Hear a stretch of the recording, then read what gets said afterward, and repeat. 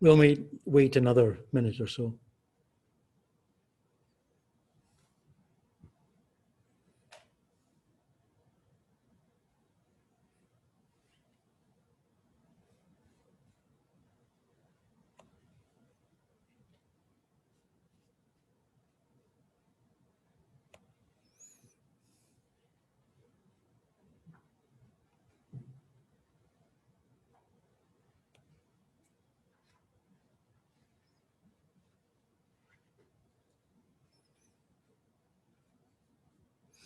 Okay, we're going to start. So we're going to continue talking about context-free grammar parsing. We're going to introduce some new algorithms, and we're going to introduce some new types of parsing today, including dependency parsing, which are alternatives, and briefly mention some historical different ways of doing parsing. So first thing I'm going to do is I'm going to make the context-free grammars that we were talking about be probabilistic. In the last lecture, David talked about the CKY algorithm and how to be able to do parsing with it. And what we would like to be able to do is consider the following, okay, where we have book the dinner flight versus book the dinner flight. And so they have a different meaning. Can anybody tell me the two meanings of these two sentences? One of them's a bit weird.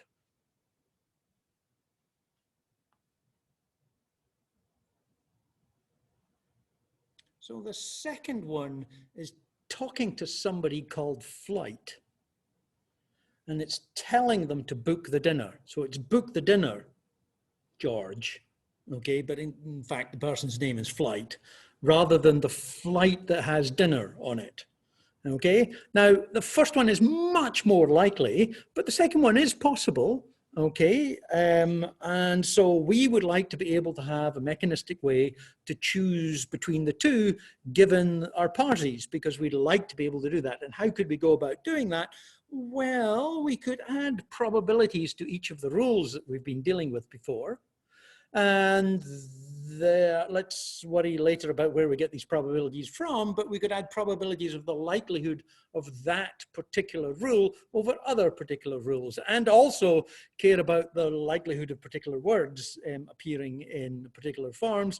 And then what we could actually do is we could then calculate the probability of each of those parses by multiplying up the probabilities of each of the parses, and in this case we happen to get the answer which we think is right, which is about the flight that has dinner on it. So it's some sort of nominal adjective on flight, rather than telling somebody called Flight that they've to book the dinner. Okay, and so if we get these probabilities right, we can just run these probabilities on our rules, and we can modify the CKY algorithm a little bit, and we end up with something that actually works. So what do we have to do? Well, we have to add probabilities for each of the rules. And when we're dealing with this, we've got a particular non-terminal like noun, and we're looking at all of the rules that expand noun, and we would like to find a probability for each of those. And we can have a probability for expanding n to something. So the sum of the probabilities of all of the non-terminals should add up to 1. Okay, so we just add that additional probability to the rules. Okay, where would we get them? Well, we could parse things, choose parses between them, and then actually calculate the probabilities. David's going to talk about that next week in trying to get information like that from tree banks. That's usually what we do to do it. So we're actually parsing data and counting up which rules end up being used. How do we modify the algorithm? Actually, it's pretty easy. So basically we basically do the same algorithm with the CKY that we were doing before, but now we're going to have this additional part of a probability. And what we would like to be able to do is score each rule. Okay, now we can either score every rule and keep every rule that matches and then care about the probabilities at the end, or we can do something super efficient, which may or may not be right, of making a local choice of what the most probable rule is at the time that we are applying it. And there are advantages and disadvantages for each of those, and that comes in the whole probabilistic parsing of optimization. You may actually miss the best parse, but you can get a good parse out of it, and you can also probably save a lot of time by getting rid of some of the extra rules and not miss stupid things that are locally meaningful but globally not meaningful. Okay, so we just add probabilities to that. So now we just basically do the same thing that we were doing before, but we now have probabilities, same again, depending on the weighted rules and the algorithm, where we're just going to add up, sorry, not going to add, we're going to accumulate those probabilities by multiplying them together so that we can find out getting a score at the end. And the best score is the one that we're actually going to use. Now, remember, probabilities are small. When you multiply them together, you get an even smaller number. So these numbers get very, very, very, very small. And as I'd mentioned before, what usually happens is we don't do them as probabilities. We do them as negative log probabilities. So actually we convert them into their log probability and put minus on them for bad reasons, but we just do that. And that means that we can add them, but that means we get an awful lot more precision, because effectively we're now representing the precision of it rather than the actual value. But because we're caring about the most probable, we're just actually caring about an ordering of it. We actually don't really care about the actual probability. We just want the highest number. In this case, if it's negative, that works actually quite well. We can also look at parsing as deduction. We mentioned this before, where we actually have some rule where we've got two rules that expand as something, and if they join together right point, we can derive from that, or have a consequence of that, that we have an NP and we have a VP and we have an NP goes to VP. We can actually join those together as a sentence. And again, with the weighted forms, we can just take the probabilities on there. We can multiply these together and we can get a probability, a weight at the end. We often talk about probabilities, and we usually mean probabilities, at least in the sense of they're going to be between 0 and 1. But we often step back from actually claiming that they're fundamentally probabilities, because there is some, at least theoretical and sometimes practical, issue on saying whether it genuinely is a probability. It can be expensive to make sure that it always adds up to 1. So we also sometimes just call them weights. And that's just a way to stop some statistician from saying, this is not a probability. And they're right. But because we're not actually interested in getting the probability of the parse, what we're actually interested in finding the best parse, we only really need to worry about whether probabilities are bigger or less than other probabilities. And so often we just use the term weighted. And then we can actually do other things like, oh, I'd just like to weight this rule a little bit more. And there might be good reason for doing it, even though you don't have the data. And remember, you estimated the probabilities from particular examples, and they may not be the best training examples. And those, so sometimes people fall back and just use numbers. They're still often between 0 and 1, but sometimes they'll just multiply it by a bigger number to get the right result. No, to actually work through all of the examples and get a better result. But you know, there's something in that.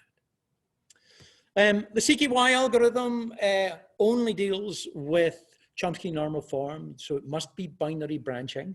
And that's a bit of a restriction, even though there is a way of rewriting all context-free grammar into binary branching rules.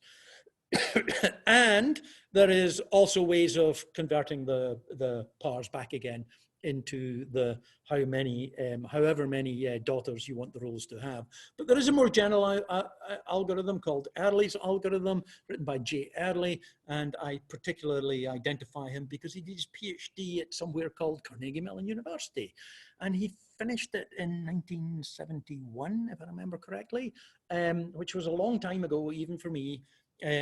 I don't know him, and I don't know anybody who knows him because it is a long time ago. He no longer works in anything to do with computational linguistics or natural language processing, but he's still around.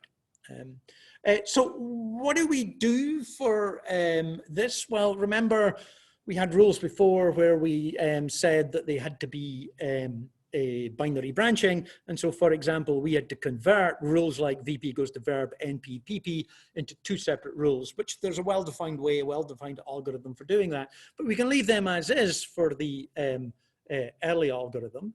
Okay, it allows arbitrary context-free grammar, top-down or bottom-up, actually. And it fills a table, which is often called chart. Earley parsing is often called chart parsing as well. Actually, sometimes it's called tableau parsing. And it's a super efficient algorithm for being able to find all possible pars, not necessarily just the best pars, all possible parses. It is particularly efficient, and it gets used in lots of forms. Remember that in programming languages, we also have context-free grammar rules for most of our programming languages. There's very few special cases that are not context-free, but let's not worry about those. But most of the programming languages are actually much more restricted than natural language. And most of the time they're what's called one symbol look ahead actually allows you to be able to find out which rule you should apply. And they don't have the complexity. And for the most part, you're looking for one parse, you're not looking for multiple parses, while in natural language processing, you really want all the parses. Some later process might choose between the different ambiguities. So it's good to have more, which is something you would not really want when you're having programming languages, like the dangling else problem. There can be multiple parses over there, but there's usually a definition of what it's going to be. It's usually innerly bound in that case. So the fundamental thing that we have in Earley parsing is these things that are called states. They're sometimes called edges as well. And the idea is it's basically fundamentally one of the rules from the grammar. And what we do is we introduce this dot formation in it. Okay, and they're often called dotted rules.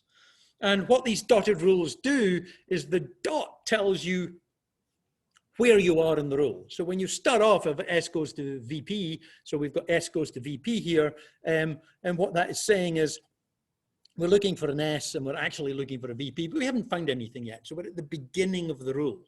Okay, well, the second one we have NP and it's going to a determiner and a nominal. And here we've already found the determiner, and we're still looking for the nominal, the bit that says, I don't know, telescope. Okay, and here we have a rule where we've got completely found a VP, and there's a V and an NP and the dots at the end. So the dot's telling you where it is in the rule. When you introduce that first into the chart, the table, what you end up doing is starting with a dot at the beginning, and as you combine things and find things, you're going to create new states which have that dot, and it's going to move left to right as it's actually recognizing things. The states have locations, so they've got start points and end points. You can think about it as dots that appear between the words in the actual sentence. And so in the same way here we have, instead of having an explicit dot, we can actually talk about from 0 to 0. So that means it's starting at the very beginning of the sentence. The dotted pair is a little bit ambiguous about where it is actually, but here we're starting at the very beginning. Here we've recognized one word from 1 to 2 that's a determiner, but not at the beginning of the sentence, it was the second word. And here we've recognized from 0 at the beginning to 3, which may or may not be the end, but it's after the third word, okay? It's a dynamic programming algorithm, and the answer is found by looking in the table at the right place. So you're going to collect all these things together as you're processing things at the beginning. You put them on probably an agenda. You're going to choose to take these things off the agenda. You're going to insert it in the chart, which will cause more edges to be created by a bunch of simple rules. Initially, you'll usually push onto the agenda something that starts at the very beginning and goes to the very end, or will go to the very end, and is looking for a sentence. And from that, it's going to find the appropriate rules, put them on the agenda, and actually go through them. Okay. I'm going to skip that. I'm not going to go into all the details of the algorithm. I'll show you some examples, but you can look it up. And again, as I've said before with algorithms, The best way I find to do algorithms is to implement it. I never understand an algorithm until I've actually written the code to do it. Actually, for a long time, when I learned new programming languages, I always wrote a chart parser because it was complex enough to be interesting, and it would exercise my knowledge of the particular programming language that I'm dealing with. So I've probably written chart parsers in more languages than most. I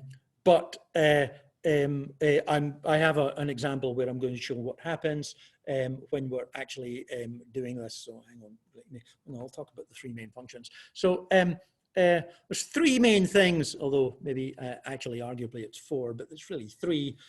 What you can do is you can predict, which basically means I'm going to insert a new rule into my chart at this point. Okay, and it's now going to start looking for a VP, an NP, whatever that rule actually is. Okay. I can scan, and that is, I have a rule, and what I'm trying to do is wherever that dot is, where that rule sort of is going to end, what I like to know is, do I have a thing that comes after it that completes what it's looking for? So if I have S goes to NP VP, do I have an NP at the place that I'm actually looking for? And if I have a completed NP, what I can actually do is I can join these two things together and then create a new rule and put it on the NQ. I can put it on the stack, and that leaves until later, and I can look at the next thing that I'm actually dealing with. Okay, so for example, imagine we're going to do something as book that flight. It's deliberately chosen to be very simple. It's very small. It's only got 3 words in it. What we would actually end up doing is while we are programming, while we're running this algorithm, we're going to add these S1 to, I don't know how many we end up having, but quite a lot. And we're going to insert these things at the beginning. So for example, at the very, very, very beginning, we've got an S0. We're going to find whatever our completer is. We're going to have a dot at the beginning, and we're looking for an S.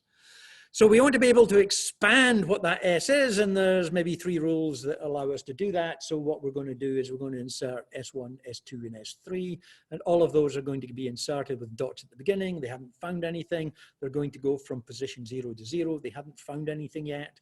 And then what we're going to do is, well, each of those are going to get processed. We're looking for an NP or an auxiliary or a VP. And so we're going to expand with all of the NP rules, again, inserting what the NP rules are. This is from the book and also previous slides, this grammar. And likewise, we have this one, which is a VP. The auxiliary doesn't actually introduce anything. It's only a terminal symbol. And for the VP, we're going to introduce all the VP rules. Okay. Then next, in the next stage that's going round, well, remember it's book this flight. What we discover is that, well, we're looking for a verb in S7, and we have a verb. We have book, and book can be a verb and it also can be a noun, but it is a verb in this case. And so what we can do is then put the new state on that's discovered book, dot goes to the end. So this is a completed verb. Okay. Now we have a completed verb. Okay. Is anybody looking for a completed verb? And oh, look, there's a VP that's looking for a completed verb. And so what we can do is we can also introduce S13, where a VP recognizes that verb and gives us a dot at the end. And notice that we're now going from 0 to 1. Okay.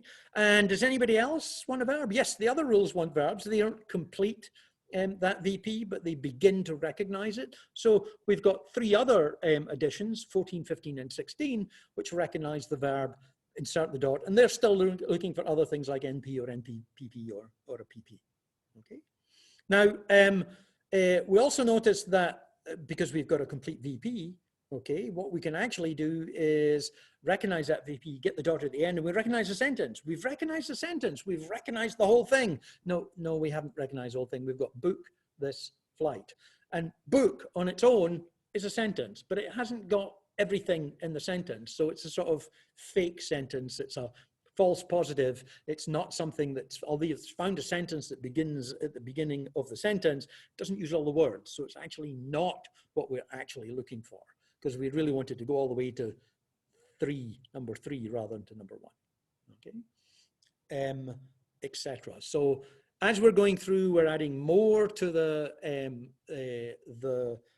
agenda, the queue, and then we're taking things off, and we're basically finding if anything matches, either matching it to the right-hand side of its not complete, or to the left-hand side if it is complete, and we incrementally go through there. And what's going to happen in the end, it is going to terminate, apart from one special case, if you have a recursive rule. No, if you have a real fundamental recursive rule, S goes to S, which technically is still context-free, although it's a little weird. It will go into infinite loop, so you have to make sure that you only insert a rule if it's not in your chart already. That's all, okay? I suspect that was a bug in the original code and was only discovered later on, because it's actually, and I've seen people implement it and miss that aspect. But it's, apart from that, this will guarantee to terminate and give you a parse if there is a parse at the end, and it will give you all parses, okay, which is actually what you'd like to be able to do. You might want to super optimize this to be able to find the best parse, so you could do things with probabilities with rules and add those to all of the rules as well that you're doing completion. All of that would be reasonable as well, and people do that. In fact, that's actually the usual way. Most parsing is done probabilistically, actually, so with rules. Sometimes the rules are handwritten or hand-derived, but the probabilities are almost always there. So almost all parsing nowadays really are going to be done probabilistically. There's a few special cases, maybe in dialogue, where you can actually write specific rules, or maybe even derive specific rules, and you must follow them, and there's no probabilities. But for the most part, you're interested in getting a probability. I'm going to skip this bit as well. You can follow it, but it's doing basically the same thing and showing how these different parts of the algorithm are working. A couple of questions on parsing. What's the runtime complexity? And it's order n cubed, on n being the number of words. What's the memory? It's n squared. That's probably okay. Can we make it faster? We can't make it faster and guarantee to get all of the parses, but we can make it faster and make it, at least most of the time, acceptable. And there's been buckets of PhDs over the last 20, 25 years to be able to do that. How do we recover the trees? Because really we just showed a recognizer there and not a parser. Well, the answer to that's pretty simple. What you basically do is when you're actually introducing these states, sorry, I'm pointing at the screen and you can't see me do that.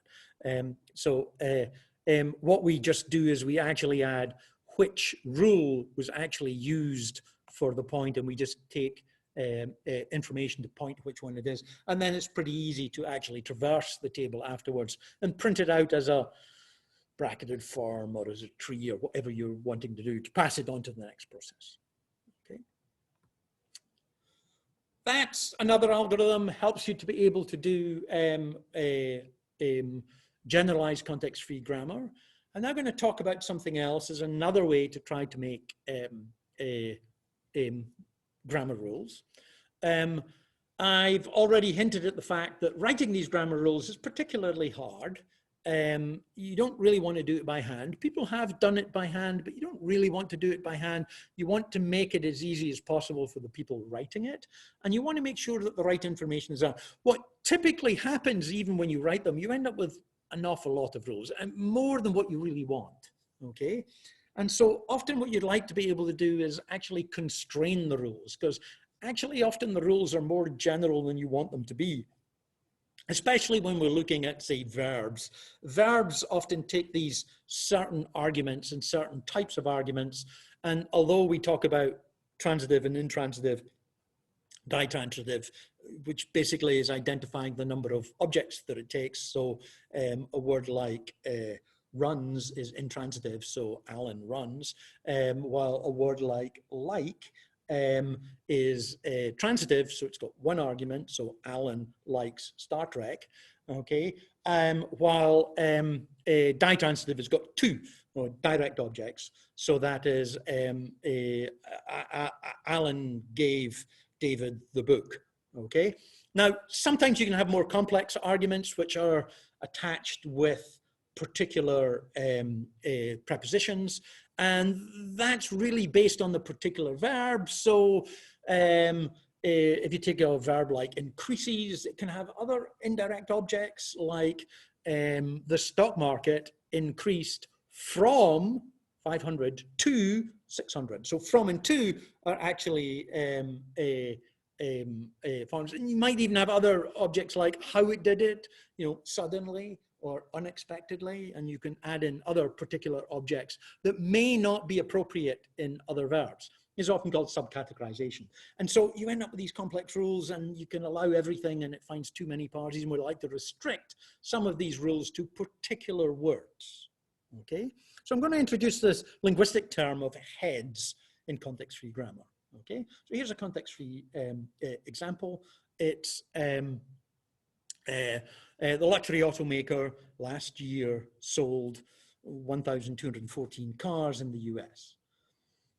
What I'm actually interested in seeing is, like, for each of these subtrees, the ones that I've got at the bottom that I've not actually written the full tree, what I'd like to say is within those groups of things like the luxury automaker, okay, what I'd like to sort of know is what's the most important word? What's the word that tells us most about that noun phrase, okay? And the answer is really maker, okay? Likewise, in the second one, if we're looking at last year, I think year is more important than last. In the verb case, it's sold. And we have some number of cars, and cars is probably more important than number. And in the US, US is more important than the in the. So if you were trying to summarize, if you were trying to write one word that you were going to describe for that, it's going to be actually what's linguistically called the head. Now, in some languages, you can actually identify that the head is in a particular place within the rule. In fact, in English, it's often near the end, apart from in verbs. In Japanese, it's always at the end. Well, it's actually the one before the end because there's usually a particle immediately afterwards. But it can be in a particular position. This definition isn't always obvious. Well, it actually is completely obvious. You can describe it, and I'm going to give you some rules very quickly to do that. But it's actually a little bit harder than the generalized rule to actually do it when you want to do it fully computationally. Yeah. Oh, right. Thank you. Sorry, I have to move this a wee bit to see it.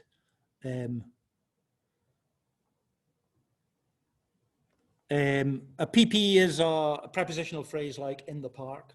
Okay, so it's a phrasal form. Our tree banks kept constantly updated. I would like to point out that almost all of this stuff is derived from usually pre-parsed example. And the answer really is no, we don't update them by hand. We may parse new data and somebody may go, yeah, that's going to be in there. But actually, one of the issues is often that the tree bank becomes fixed, and it might get corrections, but it doesn't get new text very often. And therefore, we end up with a little bit too old-fashioned examples. Often tree banks are actually done on things like news text, so relatively proper text, and that actually doesn't change very quickly. In fact, it may change for some people, but not everybody in the who speak the language. You've got to wait for the old people to die before it really goes away. And even still, it still stays for maybe 100 years afterwards. It depends. Sometimes things change a little quicker than that. But definitely they get a little bit out of date, and there can be new grammatical forms that happen that are not in tree banks, and therefore parse trees typically fail. So for example, most of the parsers are not very good at doing tweets, because tweets are written speech, and they're not really always, they're not the same grammaticality that the Wall Street Journal is, and therefore often they're not very good, unless it's a specific,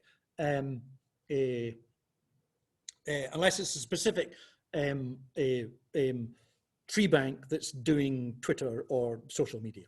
Okay, so here what I've done from the previous one, okay, is I have taken the tree bank tree, and I've basically given the constituent above it, okay, above it. So in other words, here I've added a new thing saying S. So this is an NP that's within an S. This is an NP that's also in an S. There's an NP that's in a VP. So it's sort of a different type of NP. And the distribution of the rules, or even the probability of the rules of NPs that are within VPs, is probably different than the NPs that are in S's. And therefore, this might allow us to be able to get more accurate parsing, or to be able to get better probabilities by differentiating the NPs that we get that appear in S's and the NPs that appear in VPs. Okay. And this is relatively easy things to do. In fact, once you've parsed, you can automatically do this. You then get a whole bunch of new rules that come out of this. But when you're collecting probabilities, you've now got a distinction between different types of NPs that you didn't have before. And this might allow you to get more accurate stats. And of course, you're going to test it and find out whether it actually is accurate or not. But realistically, it often does. You might want to put some conditions on this and the number of examples you have. And maybe if you only end up with some specific NP that only happens in a really special case, then maybe you want to merge it with other ones. But you can make some decisions about that based on the distribution of data that you actually have. Alternatively, we can do a headed tree. So rather than look up, we can look down. And what we can do is look at the head that's below. And the head, remember, is the most important word. Okay, I'll give you a better definition of that in a minute. So what we then have, this is an NP that can deal with the word maker. There's an NP that deals with the word year. This is an NP that deals with the word cars. And there's an NP that deals with the word US. Now, obviously, once you get words in there, you're going to get many more, and that might not be the best thing to do, and you maybe want to constrain things. But if you've got hundreds of thousands or millions of parses, you can actually get pretty good stats in this. And actually, lexicalized trees, as they're sometimes called, actually get pretty good fixed forms of parsing out of them, and they can be pretty constrained. In fact, here is a random generation from a probabilistic context-free grammar that's got lexicalized trees with ancestors in it. And most of the sentences are pretty sensible. Okay, so remember we looked at generation from trigrams and things before, but these things are now actually pretty constrained and they're pretty good. Now this means that when you get a novel sentence, you might not be able to parse it. So you've got always a trade-off on how you actually do that. So you can now get probabilities for rules. So you can look at these relatively complex rules, and you can look, once you parse a whole tree bank, to be able to get some forms out of them and calculate what they actually are. Remember, the sum of the probabilities are expected to come up to 1, although those of you who are good at math are probably going to tell me that 1 divided by this number is a particular number, and that's probably the number of rules. So it's probably slightly bigger than 400. So that's the number of times that rule probably appeared, because that's probably the smallest occurrence. And notice that we have all these rules. What we can actually do is we can put them together in the finite state machine rather than actually have them as separate rules. And we could put probabilities on each of those as well. So that can actually make things a little bit more efficient, because, you know, all of these rules actually end up with a NNP at the beginning, and therefore we could actually save time, and instead of having separate rules, we could actually say when we get to the start, it's going to be more likely to be an NNP, and we only have to do that once. And there's ways we're taking these and doing minimization and determinization on them and still maintaining the probabilities. Or you can do the minimization and collect the probabilities afterwards. You can then actually have lexicalized rules. So I said you could lexicalize with the heads, and so you could end up with rules and actually put the verb or put the noun, and maybe put the normalized noun, so the stemmed version of the noun, the singular version of the noun, so you could share that, and also maybe do the root form of the verb. That might be a reasonable thing to do. It also depends on the language. If you've got a rich morphology language, that is a good thing to do. In English, it's a little bit arbitrary because we don't really have very complex morphology, but it can make things, you know, a little bit better to be able to share information. It gives you more rules, but reduces the ambiguity of them, okay? And therefore it's some trade-off to find out whether that's better. And remember, everything we've said in this class is this a good thing to do? The answer is, well, it depends on how you're actually going to use it in the end. So depending on your application, you can test that. We can actually try to build, if you're still following us, you can actually build, instead of finite state machines, you could actually build some sort of lexicalized rules that actually give probabilities that, given the probability of, given the occurrence of something else, what's the likelihood of the following form. And so you could actually build predictors about where to follow that finite state machine, or where to actually build that across some limited form of n-gram. And we sometimes do that. This is actually getting a little bit closer to what happens in neural parsing, because what neural parsing is trying to do is trying to maximize the parse at the end, and it's trying to back propagate the choices that could actually happen. And therefore, it's sort of learning the Markovian, or at least the dependency between these things, about how predictable they are, although neural nets are usually non-probabilistic, at least they do not need to be probabilistic, and therefore they can do somewhat arbitrary rules, and that sometimes can be very efficient. You have to be careful about overtraining, but you always have to be careful about overtraining. Given a lexicalized tree, we can actually look at that lexicalized tree in a slightly different way. We can actually say, well, instead of caring about the S and the NP and the PP, even though they're underlyingly still there, what we can actually do is look at the links between the core words. This is often called dependencies, okay? And dependency parsing is actually a very important way of trying to represent the complex form of meaning in a parse tree, and we'll come to ways of doing that in a minute. So the dependency, okay, is actually looking at the links between the words, so surface words, okay? And it's a way of actually saying which words depend on others. And so we usually define, or we can define, the main verb of the sentence as being the root, okay? So the main verb of this one is sold. And so what we get is the main noun, maker, which point to sold, okay? And then within the NP, we would look at internal parts that would then point to maker. And these dependencies are pretty useful because it's sort of telling you the main paths in the tree, okay? But projected down onto the individual words, and no longer as an explicit tree, but it can be written as a tree, okay? These dependencies, okay, are basically links between the head word and the less head word of the things beneath it. So when we have the luxury auto maker, maker is the head of that sentence, and it points to luxury, it points to auto. Sold points to maker, which was the subject, but sold, year points to last. Sold also points to year, which is in that modifier phrase, okay? The root, dollar, points to sold, okay? Cars point to 1,214.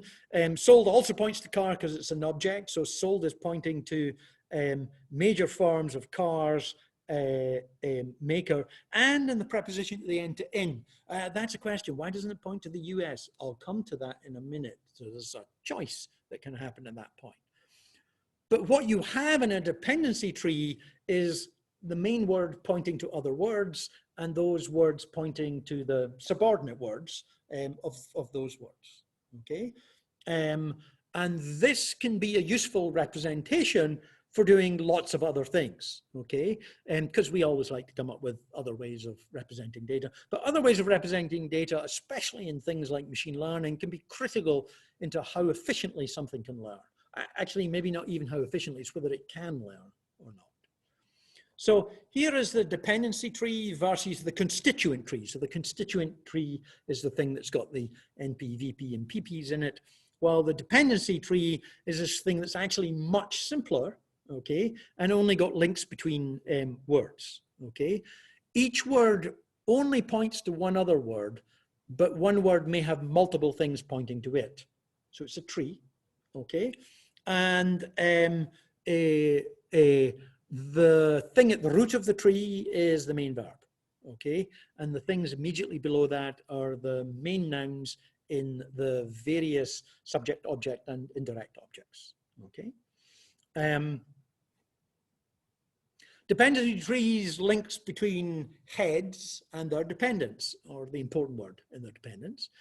Head is this linguistic notion. It has a linguistic definition, okay? But it's sort of the most important part. You can think about it like that. There's only one head. These trees are acyclic, so you can't have loops in them, okay? Why would you care about this? Well, they're slightly simpler to parse, and they're much, much, much, much simpler to give to later downstream machine learning processes. And the reason is that it's very easy to say, well, I could give the word, okay, to my machine learning algorithm. I could give the previous word and the next words to my machine learning algorithm, so I can have trigram information. But I can also have its head, so I can point up and find out what actually the thing is above it, and I give that. So that might be a not immediately next, but tell us more information about that word in a way that can be added trivially as a feature. Remember when I was talking about features a couple of weeks ago, I was saying that all features have to be the same size when you actually give things.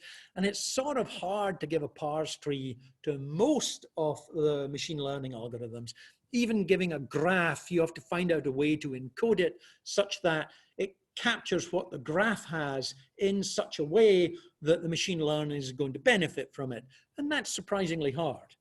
Dependency trees have sort of been designed to be able to do that. There are ways to be able to minimize the amount of information you want to give, but maximize what the information and the contribution of the information is. So in other words, if you're looking at a particular word, the main noun in the subject, and you find out what its dependency up is, it's going to get probably the verb, okay?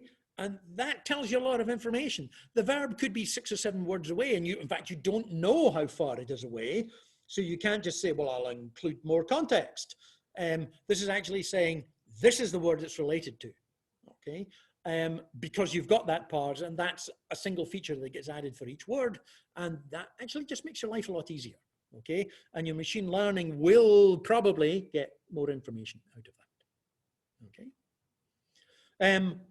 If you have a constituency tree, an NPVP, going to a dependency tree is relatively well defined. So a little algorithm will do it. You have to do a certain definition of what the head is, and I'm going to come to some examples of that in a minute, but it's pretty easily done. Usually, no, historically, that's what we always did. We got a constituent tree, and then we got the dependency tree directly from it. So when you say, I have a dependency parser, typically what you were doing was doing full constituent and then extracting that information and using it for some downstream task. The reverse is actually not fully defined.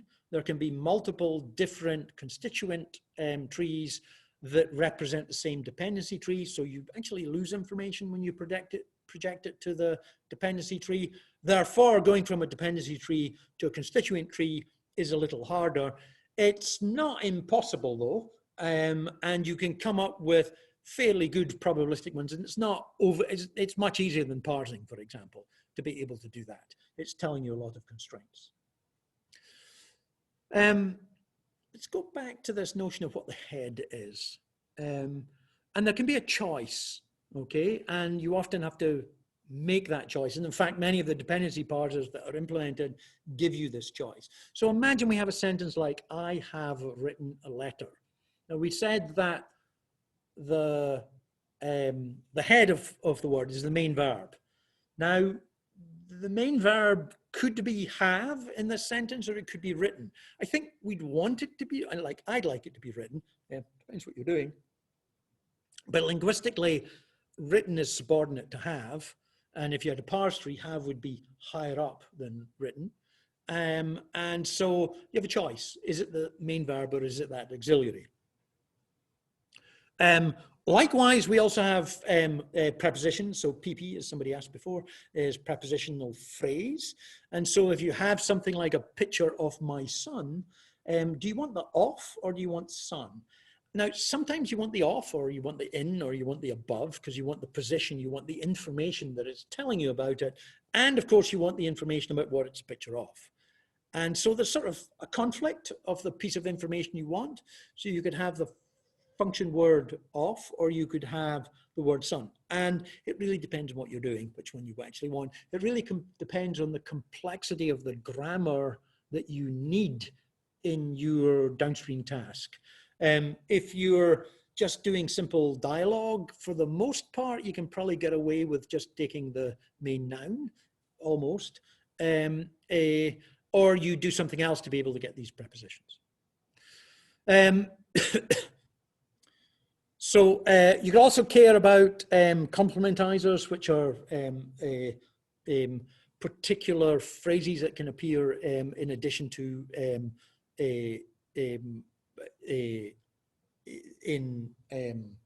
well, they can appear in verb phrases and they can appear in noun phrases. So relative clauses like the student who yawned.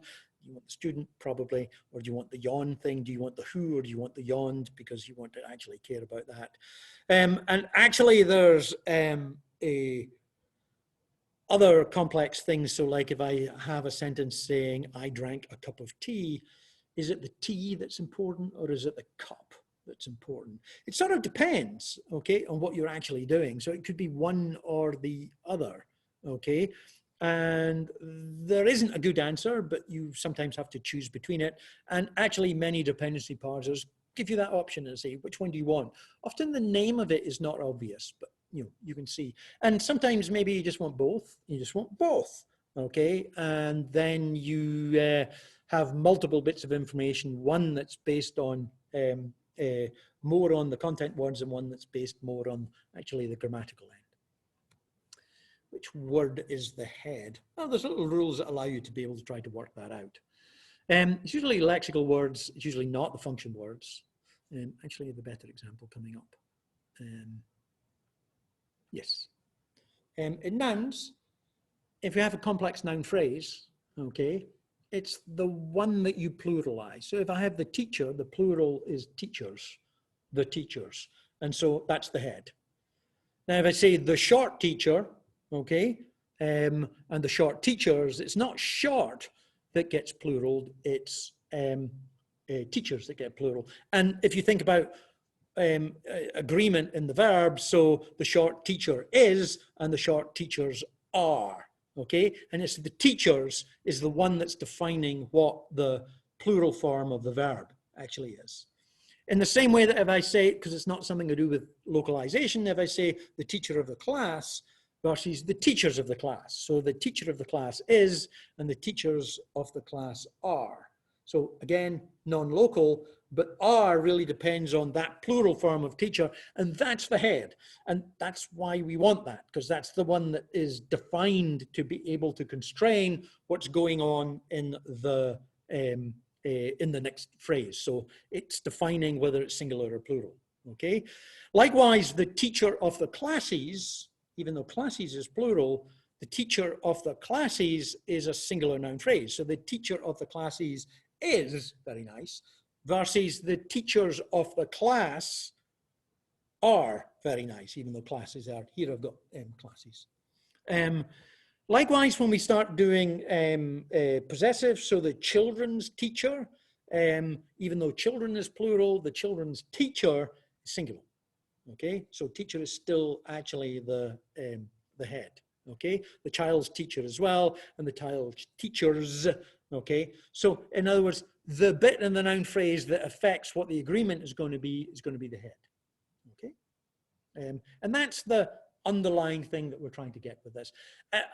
I've trying to get you to realize it's more complex than what is initially stated, but often it's not as bad as this, and you can get away with doing it, and maybe it will miss some information sometime, but for the most part, this is better than just giving contextualized words, because it's actually, the head is telling you information about, in these bunch of random words, which of those is the most interesting, that probably is the most relevant to information extraction, question answering, summarization, etc. So it's useful to know that.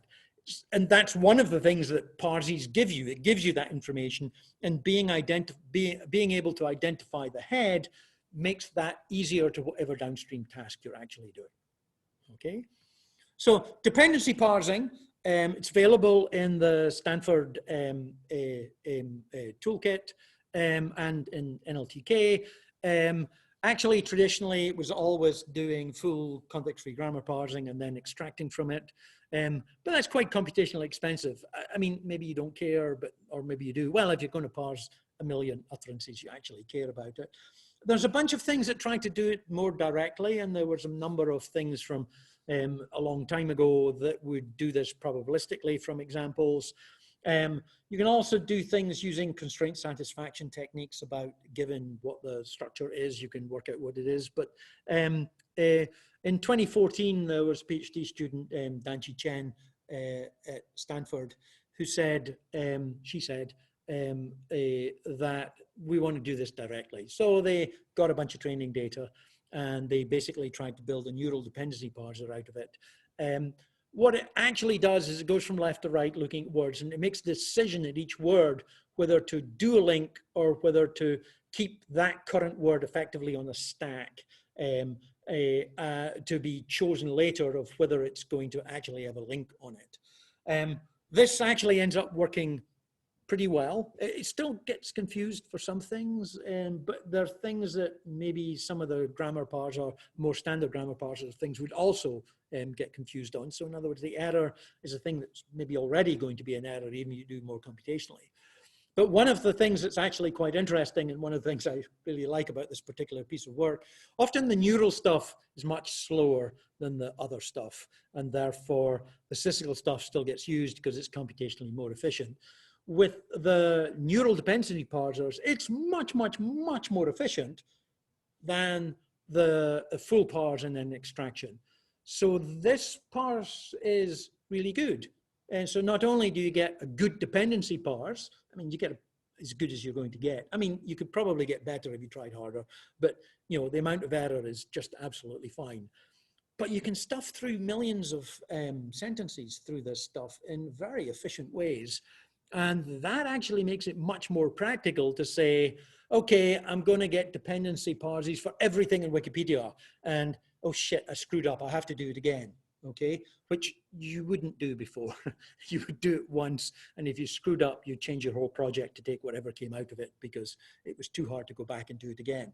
Now, that doesn't mean you actually want to do all of Wikipedia. Wikipedia is really, really big, but it is the case that it's perfectly reasonable to do thousands of these things and maybe even tens of thousands per second to be able to get good results. And so that's a double thing about dependency parsing.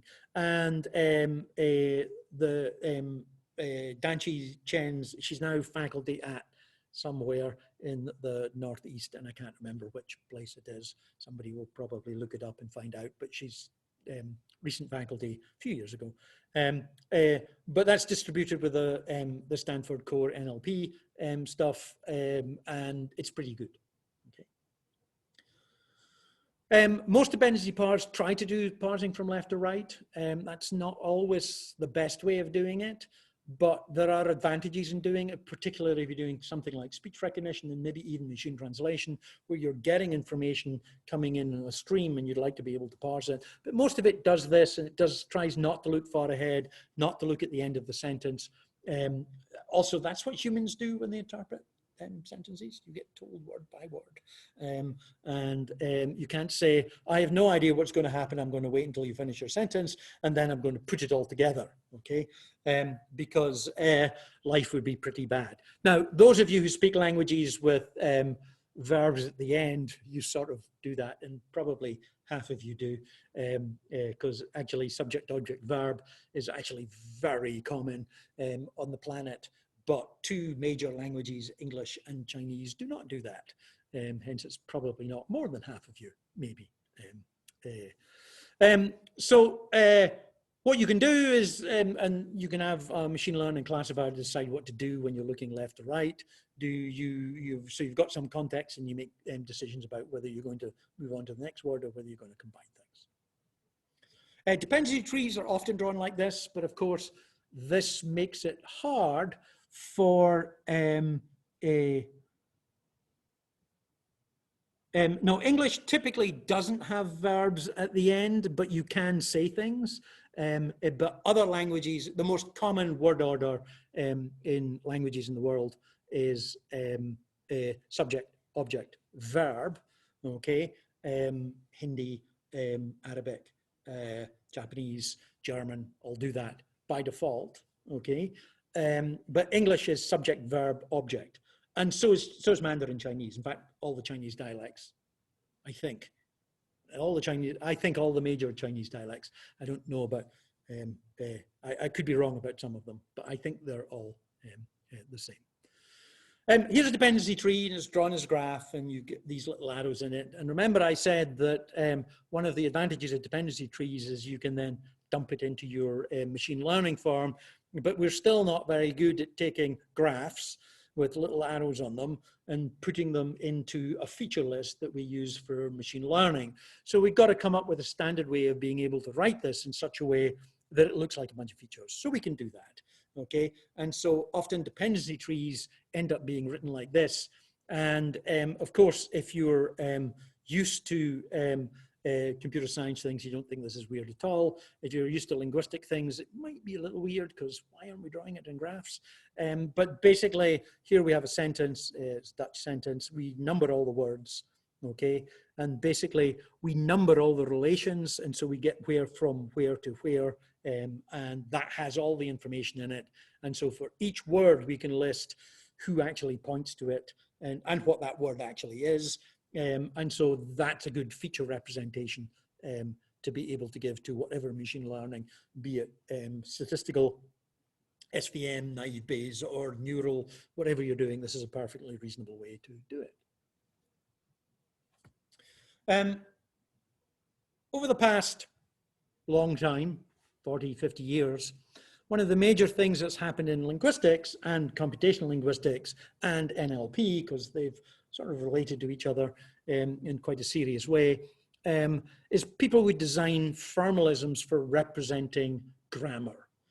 It used to be because humans were writing these grammars, they wanted to make it as easy as possible to write these grammars and not have to repeat and write buckets of rules and just write one rule that sort of, you know, rules them all. And so people would come up in designing different grammar formalisms. And this happened at MIT, and importantly, not at MIT, because you weren't allowed to look at other ones when you were at MIT. I have to put the lights on again. I know that all of you are out there playing with a button about how interesting I am, and when I'm not interesting enough, you switch the lights off. The Gong Show, but nobody will remember what the Gong Show actually is. There was lots of people developing these different forms of formalisms and people trying to generalize them and say, hey, look at these different theoretical linguistic formalisms are not different at all. Look, they can be encoded in the same way. And so I'm going to mention some of them. Actually, even 5 years ago, we used to talk about these a little bit more, but they sort of disappeared. But actually, a few of them are coming back because they're actually really good. And they're coming back because they're pretty efficient ways of doing representation that end up getting used in neural forms. First one I'm going to talk about is called Unification-Based Grammars. It's a very generic term for it. And I'm trying to deliberately give a generic term because it covers a bunch of different things, including what was called generalized phrase structure grammar, at some level, a head phrase structure grammar, and LFG, lexical functional grammar. But unification-based grammars, instead of having simple symbols for everything in your rules, what you could have is attribute value lists in there. So you could have a feature and a value rather than a single symbolic form. It would actually be a list of features and values. And you could add variables to that. So for example, I could have, instead of S goes to NP VP, there could be some encoding that allows me to say NP has some variable called number, and the VP has some variable called number, so it can be singular or plural. And instead of having to write the NP singular rule to the VP singular rule and then carry the word singular all the way through, it's just a variable that bubbles up from the words, okay?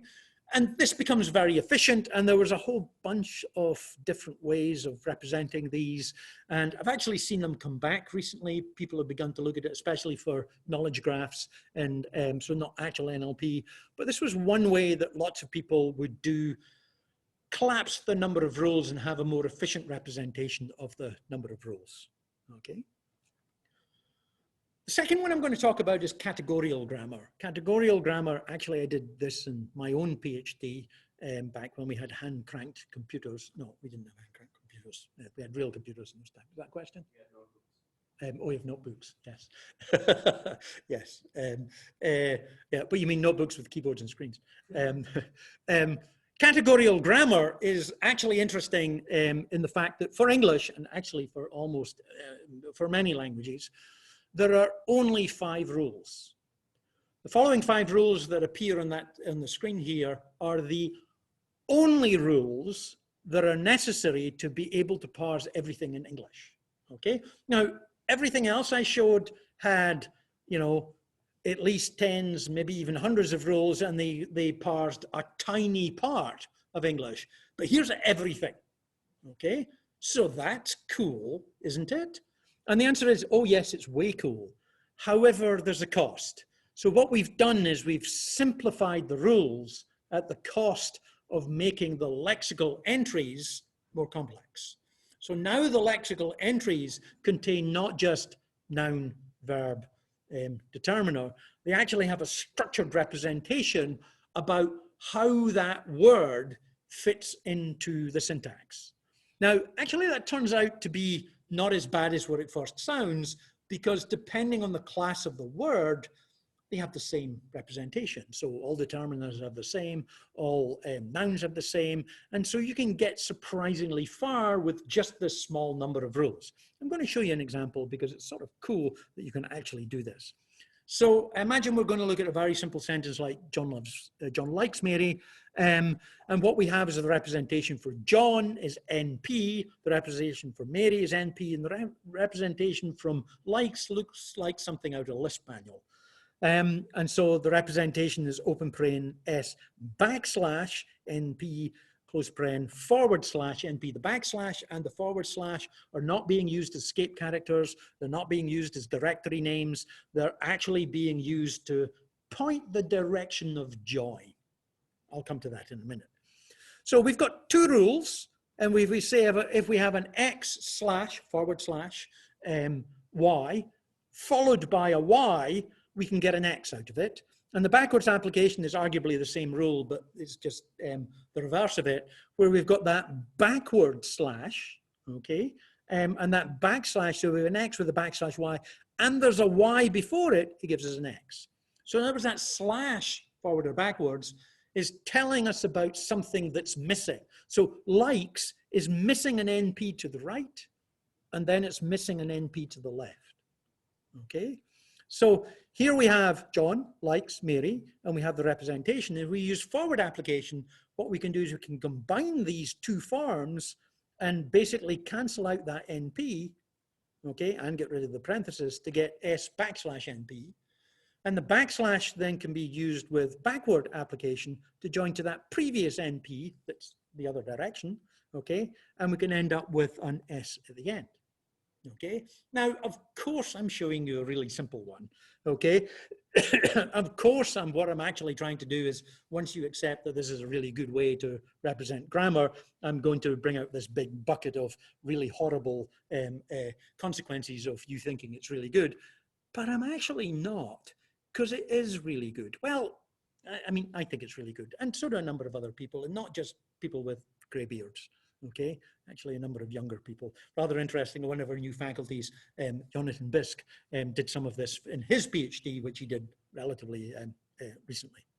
There's a more complex example, and actually later on I'll be giving a lecture about computational semantics, and I'll come back to categorical grammar. Notice that categorical grammar is sometimes called CCG rather than CG. It stands for combinatorial categorical grammar, and people just arbitrarily change that and don't tell you anything about it. Doesn't matter, they're all the same. Here's a more complex example. I won't go through it, But basically, well, I'll mention some of it. So we've got in the park, and in has got this representation of a whole bunch of brackets and things. And basically, we'll make an NP if it gets a simple n. And so we put park and the and park together, we get an NP. Oh yeah, we do. And then we can get in the park and we get an NP backslash NP. So that makes an NP if there's one before it. And so we can combine with a ball to be able to get an NP for a ball in the park. Okay. Maybe the kicked happened in the park, but that would be a different parse. Kicked is the same as likes, so it's got an NP to the right and an NP to the left. Old is gives you an N if there's an N to the left, so adjectives have a standardized form. You can define what these values actually are, and you can define the space of these values, and you can automatically try to derive them from text. And there's tree banks for categorical grammar, and there's parsers, and there's neural parsers for categorical grammar. So it's sort of pretty cool as a way to parse grammar. Okay, so today I've talked about advanced parsing and grammars. I talked about probabilistic, making your rules probabilistic. Fairly easy. You get probabilities, you stick them on, you modify your algorithm to be able to deal with the probabilities, and you can choose the best parse. You often want a bunch of the best parses because you're going to have some downstream task that chooses it, and you don't want to make the decision just on syntax alone. We then talked about Earley's algorithm, chart parsing, which allows you to do generalized context-free grammar parsing. It's pretty efficient. It's not as efficient as CKG, so if you can convert your rules. And in fact, if you're learning rules from data, you maybe want them to be binary rules. But also, it's usually much easier to learn binary rules of having one type of rule than it is to have an arbitrary number of daughters. We then talked about lexicalized grammars, to be able to take grammars with a parse and then adding lexical information. And what lexical information do we add? Well, we add the linguistic head, because that gives us a lot of information. I should have added in the slide that we also talked about dependency parsing, because dependency parsing is pretty important. It's probably the most reasonable way for first approximation to get parsing into your machine learning, is to try and get a dependency parse out of it. If you're trying to have some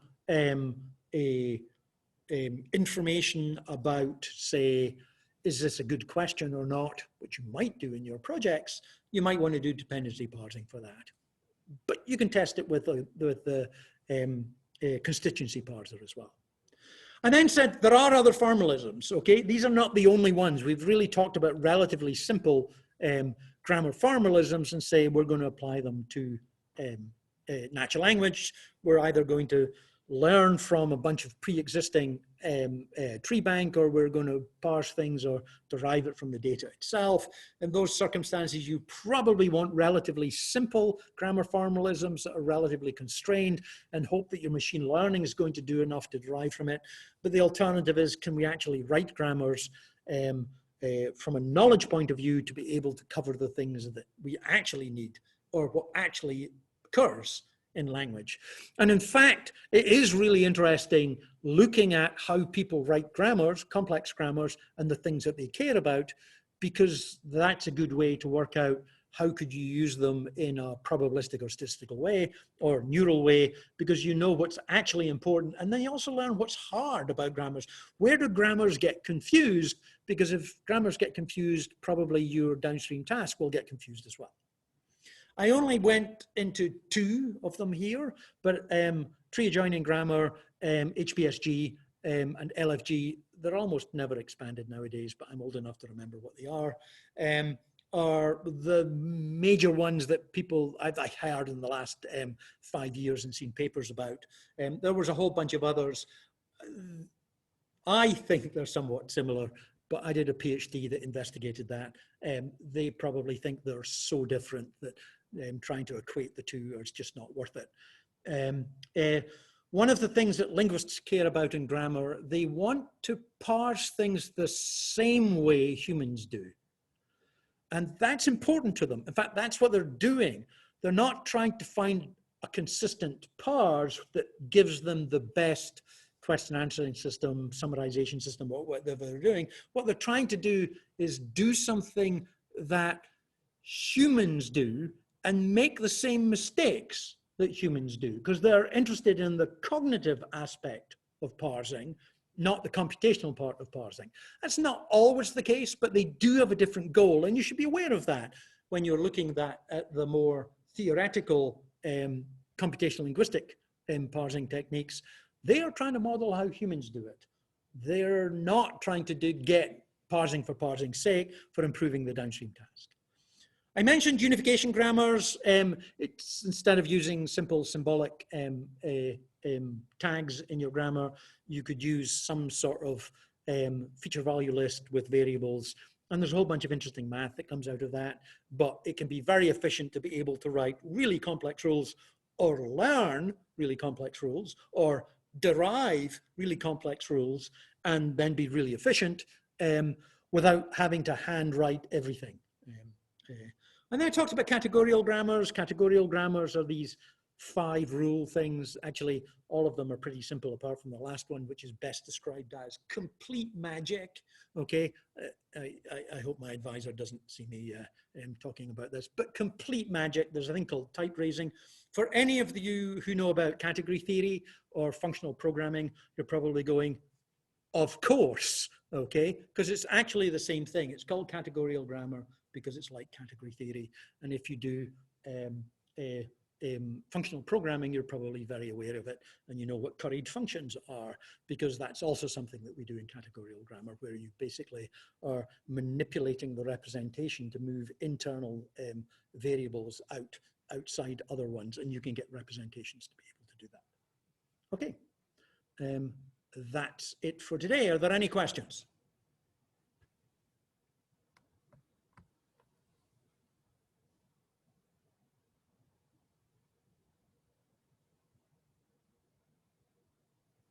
Okay. Thank you.